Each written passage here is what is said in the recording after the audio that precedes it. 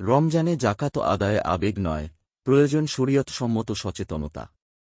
রমজান এলে মুসলিম সমাজে ইবাদতের আবহ তৈরি হয়। মসজিদে তারাবি, শাহরি ইফতারের আয়োজন, দান সদকা সব মিলিয়ে এক অনন্য আধ্যাত্মিক পরিবেশ। এ সময় অনেকেই জাকাত আদায় করেন। এটি প্রশংসনীয়। তবে প্রশ্ন হল, আমরা কি কেবল আবেগে জাকাত দিচ্ছি, নাকি শরীয়তের বিধান অনুযায়ী সচেতনভাবে আদায় করছি?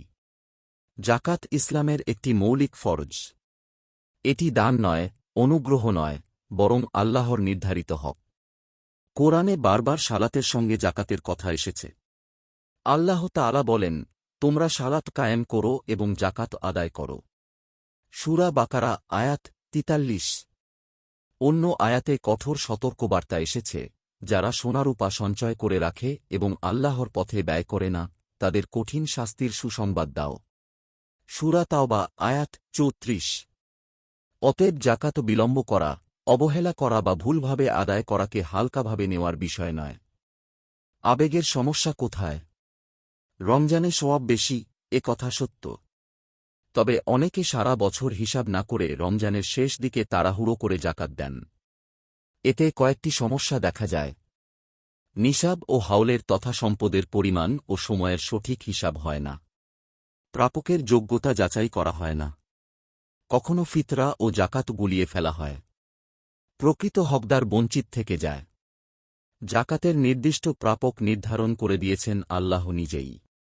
তিনি বলেছেন, নিশ্চয়ই সদকা, জাকাত হল দরিদ্র, মিসকিন, জাকাত সংগ্রাহক, যাদের অন্তর আকৃষ্ট করা প্রয়োজন, দাসমুক্তি, ঋণগ্রস্ত, আল্লাহর পথে এবং মুসাফিরের জন্য। সূরা তাওবা আয়াত ৬০। এ আয়াত প্রমাণ করে জাকাত বণ্টনও ইবাদতের অংশ। কেবল আবেগে যাকে তাকে দিয়ে দিলেই দায়িত্ব শেষ হয় না। সচেতনতার কয়েকটি গুরুত্বপূর্ণ দিক। ১. সঠিক হিসাব। রাসূলুল্লাহ সাল্লাল্লাহু আলাইহি ওয়াসাল্লাম বলেছেন, যখন তোমার কাছে ২০ দিরহাম থাকবে এবং ১ বছর পূর্ণ হবে, তখন তাতে ৫ দিরহাম জাকাত। আবু দাউদ হাদিস ১৫৭৩। এ থেকে বোঝা যায়, নিসাব ও ১ বছর পূর্ণ হওয়া শর্ত। তাই ব্যাংক সঞ্চয়, ব্যবসার পুঁজি, সোনারূপা সব মিলিয়ে হিসাব করতে হবে। কেবল ধারণা নয়, নির্ভুল গণনা জরুরি। ২. নিয়ত ও ইখলাস। জাকাত লোক দেখানো বা সামাজিক সম্মান অর্জনের উপায় নয়। আল্লাহ বলেন, হে ঈমানদারগণ, তোমরা দান করে খোঁটা দিয়ে বা কষ্ট দিয়ে তোমাদের সদকা নষ্ট করো না। সূরা বাকারা আয়াত ২৬৪। অর্থাৎ জাকাতের আধ্যাত্মিক মূল্য নির্ভর করে নিয়তের ওপর। ৩. প্রাপকের মর্যাদা রক্ষা। রাসূলুল্লাহ সাল্লাল্লাহু আলাইহি ওয়াসাল্লাম বলেছেন, যে ব্যক্তি কারো কষ্ট দূর করে, আল্লাহ কিয়ামতের দিন তার কষ্ট দূর করবেন। মুসলিম হাদিস ২৬৯৯। জাকাত এমনভাবে দেওয়া উচিত যাতে প্রাপকের সম্মান অক্ষুণ্ণ থাকে। ছবি তুলে প্রচার করা বা অপমানজনক আচরণ করা ইবাদতের চেতনার পরিপন্থী। ৪. জাকাত ও সামাজিক দায়বদ্ধতা। জাকাত কেবল ক্ষুধা নিবারণের ব্যবস্থা নয়, এটি একটি অর্থনৈতিক ভারসাম্য। আল্লাহ বলেন, যাতে সম্পদ তোমাদের ধনীদের মধ্যেই সীমাবদ্ধ না থাকে। সূরা হাশর আয়াত ৭। এ আয়াত জাকাতের সামাজিক দর্শন স্পষ্ট করে, সম্পদের সুষম বণ্টন।